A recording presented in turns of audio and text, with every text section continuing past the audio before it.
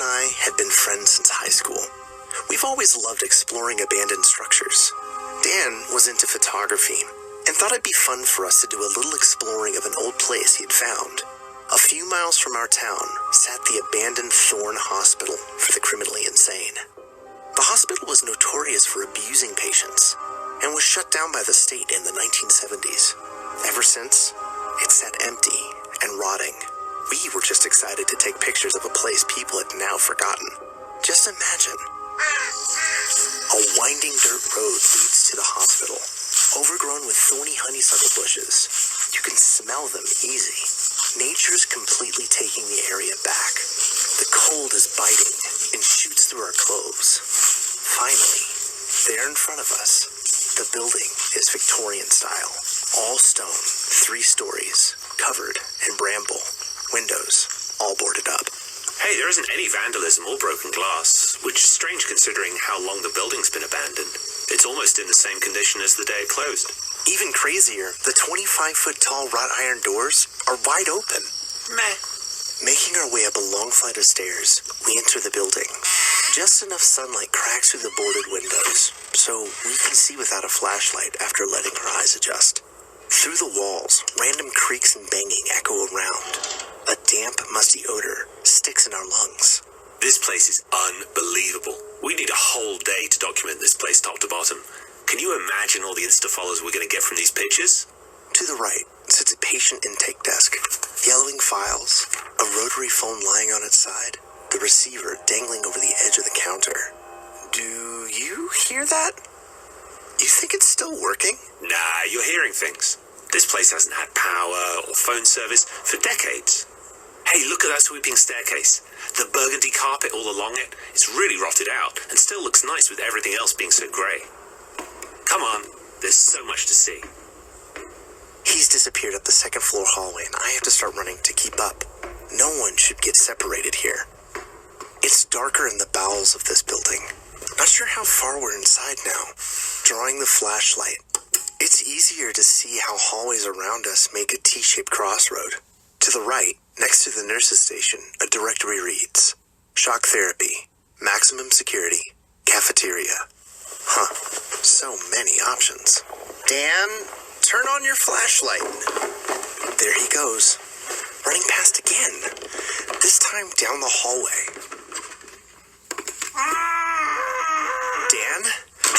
Dan, are you okay? A flutter of fear twists in the chest. Urban exploration of abandoned places, popular as it is also a calculated risk. Here we are in a potentially structurally unsafe building, nobody nearby to help us, and no cell service. It's creepy enough knowing there are old horror stories of patients getting tortured here. Dan, where are you? Answer me! The beam from the flashlight lights up a swirl of kicked-up dust in front of a large wooden door. There's Dan, buckled down with leather restraints onto a wooden chair, used decades ago to administer shock therapy on patients. It was shock therapy that got this place shut down, among other twisted events. Dan's jerking and choking, a filthy gag stuffed into his mouth to muffle his cries.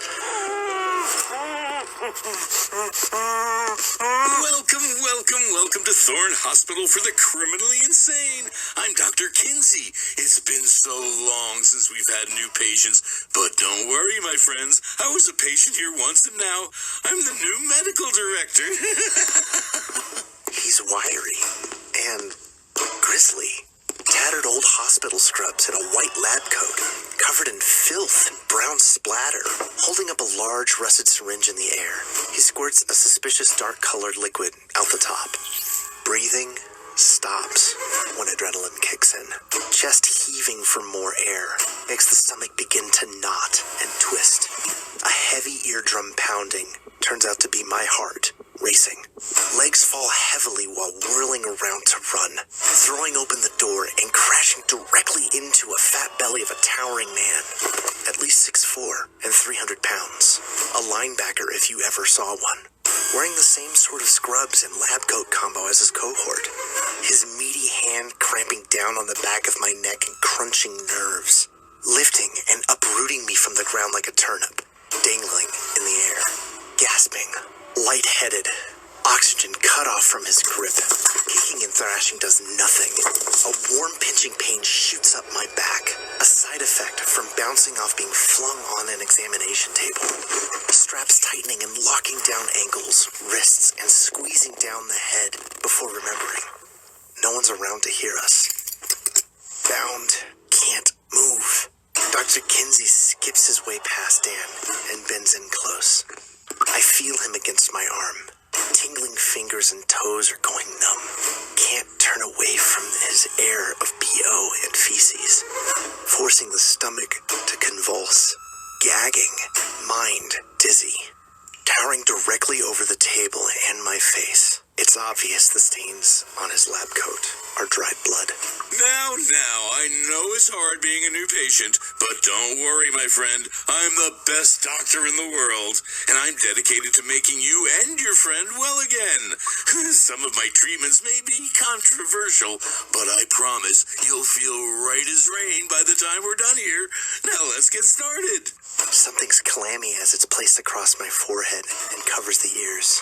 Is there anything useful around to get out of here?